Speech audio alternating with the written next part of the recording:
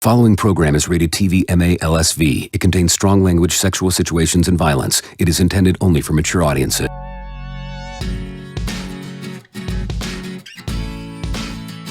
Okay, I'll do a couple minutes. Yeah, go ahead. I'm telling you the truth. I'm telling you my story. Because I want to hear a non... Someone, no yeah, don't know you from no one. Prophet. Right. Nothing to tell me. Okay. Okay, unless you're working for the devil, I'll know. You understand? Because he'll show. I hope he'll show me. Because that's where I'm at right now. Now, to put it together, I used to be the guy. I've been in the church and golly gee, I was going to the church only 7 months. I hardly talked to any pastor, just one or two. The main pastor would happen to take a liking to me. You know, yeah, that's my name. He would use it as an example, saying, no kidding around, saying, see, Freddie, we're worshiping. He's worshiping God, and he was like he was the old Al Capone's bodyguard. Okay. And it also happened at 19 years old. I was handmade to be a mobster. My friends were all mobsters, were all man-made. We're all made men. I was all Italian. My mother and father were divorcing. My brother took his little thing and went to Boston.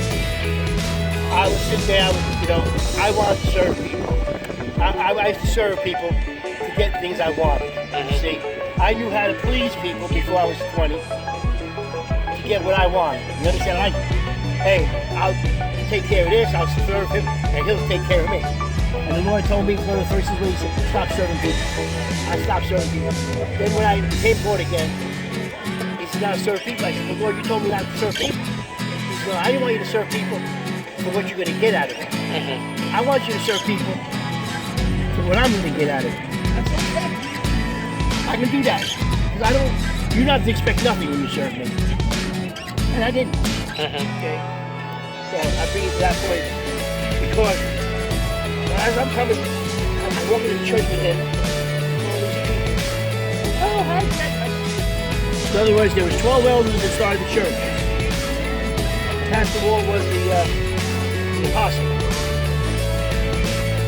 And they all knew about this flabbergasted. Okay, I said, okay. You do your thing, God. Sat back and they kind of shoot him off. Another guy. Even though they knew him, but I found out they all spoke to him. None of them brought him to church. I didn't bring him to church. God brought him to church. He doesn't use knowledge of people. He uses those who serve him. So we brought the. They gave him. He went up to the altar that day. They gave him the whatchamacallit, but they let him go because, you know, I went after him and I said, you want to do anything, you tell me what you want. No, I'm not ready, but I said, don't worry, whenever you're ready, God will bring it to me. Whatever you need. He's willing to do whatever it took. I wanted to get him out of that. There's no shelters in Ocean County. Okay. So I was going to bring him to Atlantic City. I did bring him to Atlantic City later on. But anyway. Now, 2 months later, I bring this guy. Really nice guy. He has a wife that couldn't breathe. She's a small girl, and she needed somebody's lungs. So I brought her for healing because we had this pastor who's pretty good with healing. So I brought her in. The thing was, I used to buy roses for my mother from this guy. He owned a store right in Thomas River, right by the library. And he used to be an ex-cop, but he was a wealthy guy. He had one of them big Humvees, you know, big Humvees. You know, they were like $100,000 back then, or $200,000, whatever they were. I brought him in. He was handicapped because he had a wife. He was handicapped with lungs. So he parked in the front of the church. I had him come in. And, you know, when they came in, they brought him to me, said that he wanted to come. No problem. They didn't want to sit where I sat in the back. Okay. They come on up. I said, listen, when you're done, come on and get a prayer for your wife. I said, no problem, I will. Comes up, I'm standing there, I get the pastor that I believe God was directing me to. And the head pastor's niece was chiding me away. See, I wasn't too received in the church. She was a state trooper, ex-state trooper, worked for the ex-state trooper. I had my Italian background, and I had money, and they assumed it was my money, even though the money came from my stepfather's asbestos, whom I helped die for my mother, but I wasn't revealing it because it was my brother revoked me, rejected me, so my mother said, tried to give them and get a family together, they didn't want it, so she gave it all to me. Okay. But I wasn't their business. And I had a past in Atlantic City before it happened. After meeting God, I kept God in the closet for 12 years as my personal. When I need you, I know where you are. You understand? Okay, yes. 12 years, I know. Okay? I need you guys. Come on out. I don't need you. I'm taking this girl. Get back in there. You know, let me do what I do, and I'll be back when I need you. You know, 12 years. Came back. There's some other stuff too, but I don't want to take too much of your time. You feel, I don't want to be a burden or provoke what you're calling. You're not a burden. I'm just listening, and I want to be very attentive to what it is that you're saying. I mean, there's a lot that you said, obviously. There's a lot that you've said. And no, well, let me get to the point. Then let me get to the point. Let's see if he gives you what I need to hear. Because I want somebody to tell me. I want him to be able to speak to somebody that doesn't have anything to gain by it. You understand? Certainly. So, but you do know that even having said that, right, you don't want to put God in a box, right? And have these expectations and believe that, if something isn't said or something is said. I want confirmation. Confirmation is all you want. No problem. Listen, I'm telling you, I'm sold out. I was sold out for him. Yeah.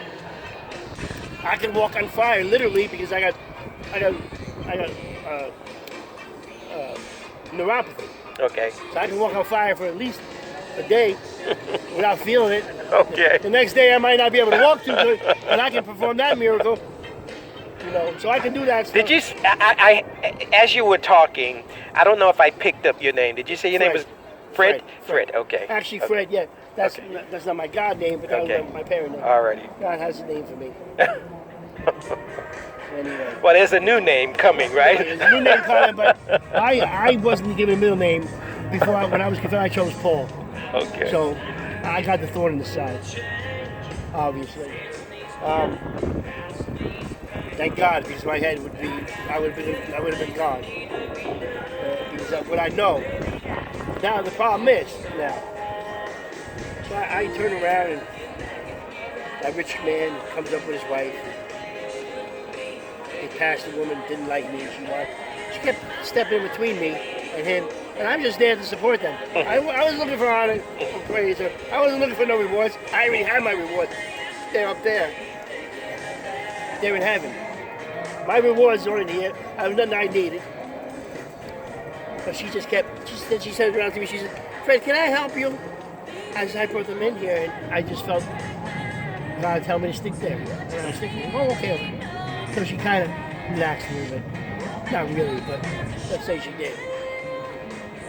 Anyway, you want to know that they spent almost an hour and a half praying for them that Sunday. And I keep coming to me as that man Greg, who was a brother of one of their elders, and they even spent 5 minutes to salute him out there, let him go on his own way. This guy, he didn't have no money, you see. This guy had money. They had a person. So I can see. I know what men are doing. So, anyway, obviously, you can tell that was the half of the church that believed I had done something to that girl. That I had raped her, obviously. Anyway, I had some friends that I was doing things for, even some of my closest friends that knew I was trying to serve the Lord, paying people's electric bills, whatever it took. Whatever it took. And one of my closer guys that really loved God, we would dance in church. They had a prayer group that Sunday after being accused, and I wasn't backing down. As a matter of fact, the irony, the day she accused me was on January 10, 2005. It was a week after my brother had called my mother and said, well, my mother had said to him, I'm going to have your son told about how you are to my brother. My brother was very angry, and my brother said, "Your son, I'm gonna have your son arrested for rape." And my mother said that to me. I was like, "What's going on? Don't worry about it." Well, a week later, I got this girl called me up after a bad car accident. I'm driving my Mercedes, and I didn't buy a Mercedes to have statue. It was a used Mercedes. I bought it because it was a protected car for my mother. But she wouldn't drive it because of the thing was here, and she wanted it here. She couldn't get used to being it, so I took it. Okay. Okay? But it was a used one. Anyway, I'm driving the Mercedes down the road, helping a friend, talking about Christ, and talking about how I had a weird dream. Not a weird dream, a weird vision. I was in my kitchen, and I was fasting, and I broke the fast that night, the night before, because I felt a little cold and I got nervous. So I started drinking the fruit stuff, something for this cold. So I was apologizing to God that I didn't eat my fast, and then I broke it, and I started eating. So I didn't wait for church and all that, you know. Anyway, he didn't mind. He came to me in that kitchen and said to me, the light came to me. He said, "When you pray tonight at your dinner table,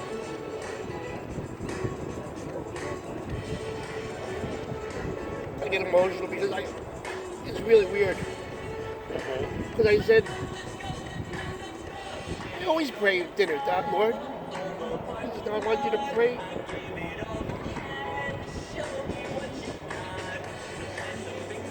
So I want you to pray like when you talk to me. One-on-one. Not how I pray in front of my mother. You know, I pray to him, and I thank him for being without blood. Hairs on my head, arms, legs. I thank him for things that most people think. I thought most people take for granted. Okay. I said, "Okay, God," and I felt it. So dinner table that night, I started praying, and I opened my eyes. I looked at my mother, and she's like looking at me like I got 5 heads. Honestly, God. So I'm saying, "Okay, God." That must have been a little different from her. She never heard you pray like that before at the dinner table, right? When you hear the end result, she brought it out. Later on, she said, well, anyway, I prayed that. Okay, let's see. She looked at me and said, "Don't worry, Mom. There's a purpose. I just want you to know that's how I pray to God when I'm by myself. I don't really share that prayer that much with my mother." So anyway, I get a call from my friend. He's got 2 flat tires.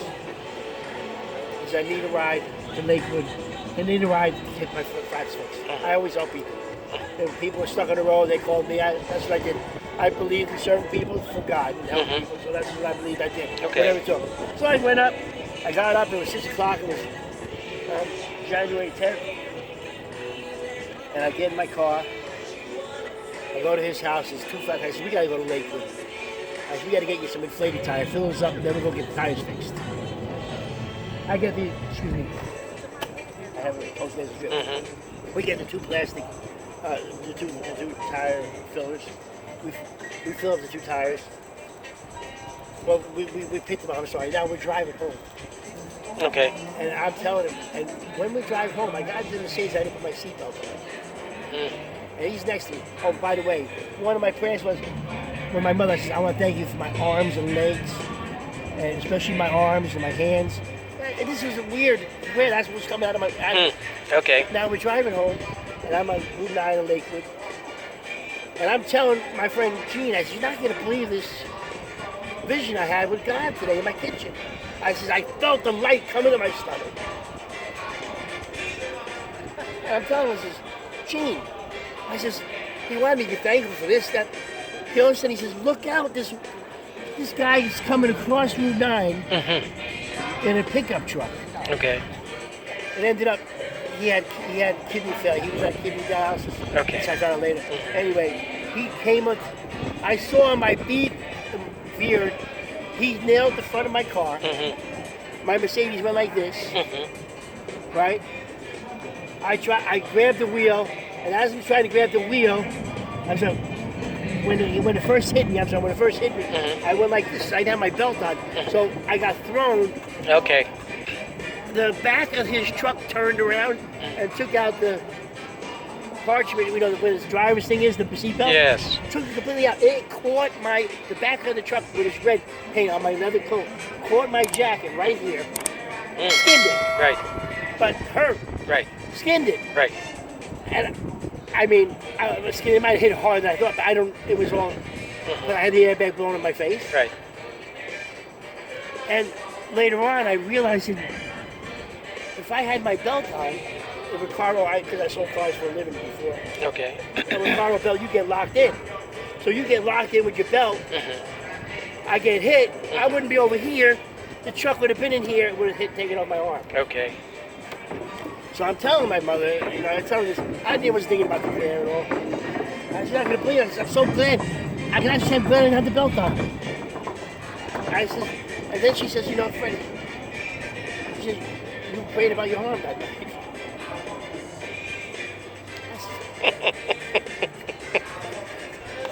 I said, Eureka! I said, you're right. So she became a believer. Okay. And she came to church that Easter. I finally got her to go to church because she was a little shy. She had a stroke. And she went to the altar. And she received Christ. So it was a good thing. We didn't know what it cost. It didn't matter. Anyway, that day, I had the accident. I got released the next day. And I get a phone call from this girl that I would drive. The problem was that that week I was fasting before. Sometimes I would take them all out to eat and pay for them after church because, you know, you get the word. As soon as you leave church, it disappears. So I like to get them together and keep the word. Okay. You know, in us. Okay. As it releases, you know, we got to refill. Okay. So I would take them out. Well, one week, she's asking me. She said, in Wednesday after church, that Wednesday, before the week before that accident, she says, "You gonna take us out to eat?" I said, "No, I'm fasting, Jen. My mother's name is Jen. I said, "I'm fasting, Jen." And that, all of a sudden, the Holy Spirit says, "Be very careful." Okay. All right. Very careful. Something was up. It wasn't feeling right. Okay. I turned around. I said, okay, and went home. And then this whole thing happened. Well, I get a call on that Tuesday night after I had the accident. It was a Monday, the 10th. Fred, this is Jen. I said, hey, Jen, what's up? She says, why did you do it? I said, why did I do what? She said, why did you rape me? I said, Jen, what's wrong with you? She says, I have your sperm on my underwear. And I said, this was my mistake. Just so you know, my mistake was when she said that. See, I had problems in Atlantic City in 2001. And in 2001, you know, when you were part of probation, you had to have a sperm sample taken. Saliva. By Judge Serpentine. It was so funny because I was going to fight it. And I said, what do I have to hide? I'm not going to be a criminal.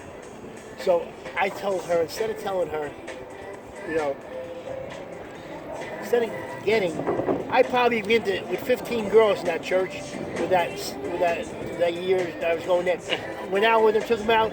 They've been to my house, never had a problem raping. You know what I'm saying? Right. Instead of me doing a thing, I didn't do what Jesus would have done. I done what a man would have done, you know, without. And I turned around to him because I knew I was innocent. So I'm like, you need to go to the police. Give me your DNA because I knew I'd be innocent because it couldn't be my DNA on it because I knew I wasn't there. Right. Instead of going there, I guess she did go, but instead of going there, she went to the church. Okay. This was on a Tuesday night. Church is Wednesday. This is a week later than last Wednesday. I go to church. I have my arm in a sling. I got cuts on my head. I had told her that Tuesday night, I said, go to them, whatever. I wasn't thinking anything. I went to my prayer group, and I said, listen, I'm just getting accused of rape. And they start praying. Well, one guy says there's 3 sides to every story, 2 sides to every story. And one guy says, no, there's 3 sides. And I said, well, excuse me. Yours, hers, and the truth, right? I said, God's truth, God's, mine, and hers. That's 3. I go, well, hold on. What do you mean 3? Well, hold on a second. There's only two here. There's the truth and there's hers. Oh, okay. Okay, this is my Bible study. Okay, this was my guy who I went to a Chinese to get a massage, and the girl grabbed my thing and I let her do it. And I confessed to him. Okay, that this happened, and I was honest with him. And he's sitting there. Well, he was working on the elevator. He was head usher, working at being an elevator. So I walked out of there. I said, "Listen, guys, it's ain't for me. I gotta go." So I went to God that night. I said, "God, I'm not gonna ask you, but I am gonna ask you. Why me?" He said, "Well, Fred, why not you?" And you know how he talks. It's not like he just comes out. And I said, "Well, what do you mean?" He said, "Well, you're single. You don't have a girlfriend. You're not married. He said, I'm using you for something. I'm going to clean up that church." I said, "Okay." He says, "It's not why me, it's the why not you. Because you're with me. And I'm telling you, I knew the story, why it was happening. He told me before the girl would even admit it, or before she even told me. A year later, I knew why, because she was pregnant. And the baby she was pregnant with would have been a third abortion. But her mother said, "If you get pregnant again, I'm going to throw you out of the house." So she figured, blame a guy in the Mercedes raped her. She can't get thrown out of the house, and I would take care of the baby. And that's where I went wrong. I told her to go to the police. She went to the church, and the elders completely muffed it all up, told her to go to the police. They separated us. They made me feel like a leper in my church. They had a guy around her, and I'm looking at what's going on here. These people don't know the Holy Spirit. I was a prayer group that night, Sunday night. Wednesday it was a Wednesday, and I went back to church. She said Tuesday, Wednesday. I'm at the altar. I went to the altar, and I usually put up one leg, one arm. I usually put up two, so I was asleep. But here they are. People were looking at me, and I'm wondering, because I had scratches on my head, I've been in an arm brace. She had gone to the church. And I'm up there, and I'm worshiping God, and I'm watching all the pastors looking at me. And then I turn around, and I said, "Is that her?" She was at the altar, next to me, over here by the pastors. And I said, "What?" I got upset. I went there back to church. I said, "Just relax. It's okay, relax." I'm relaxed. Pastor gets up. Worship stops. He starts talking about Joseph and being falsely accused, but he didn't say the word rape. Okay. And I'm in the back saying, because I'm feeling, you better let this out. Because this girl needs to know what Joseph was getting falsely accused of. Obviously, he didn't say the word rape, but he had known. So, Fred, let me ask you something, because I don't have a whole lot of time. I'm actually about ready to go. You're not the man for me. Yeah. Take care. Okay. It's a pleasure listening to you, Fred. And okay, Fred. God bless you.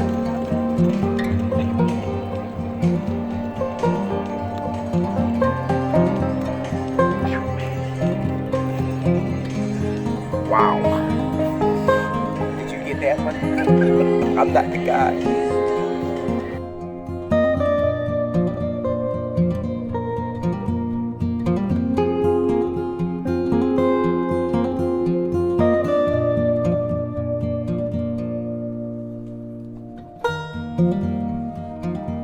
Thank you.